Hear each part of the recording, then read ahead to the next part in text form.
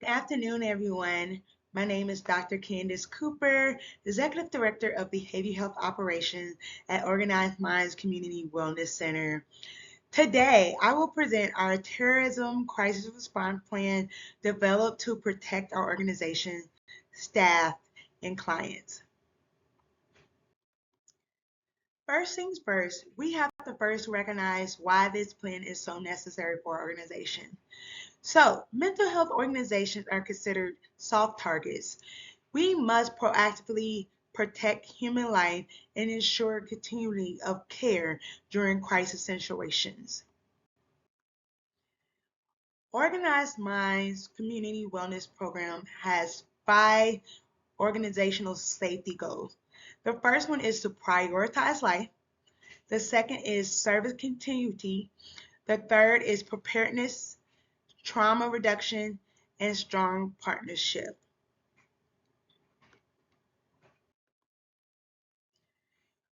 We must recognize that planning includes risk assessments, ICS structure, defined staff roles, and embedded behavioral response protocols. When it comes to terrorism, we must have strong partnerships within our agency. With strong partnership, it is crucial that we have that with public safety agency, hospitals, faith-based organizations to ensure coordinated response and resource sharing.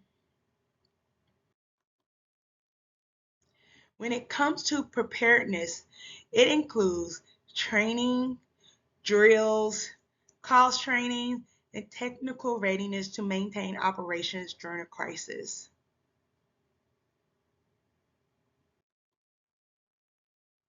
When it comes to our client and staff safety, it includes environmental control, rapid alerts, and trauma-informed approaches to protect psychological well-being.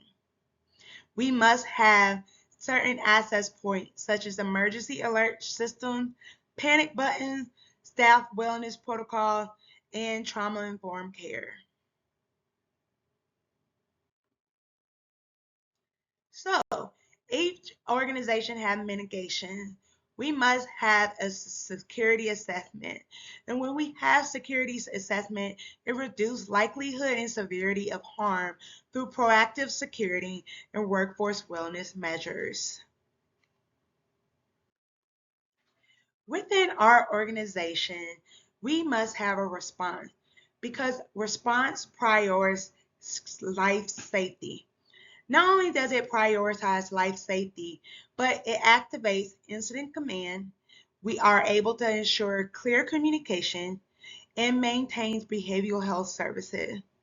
We can be able to transition from in-person care to telehealth to ensure our safety of our clients and our staffs. Now, like any organization addressing terrorism crisis, we must focus on recovery. Now, with recovery, it focuses on stabilization.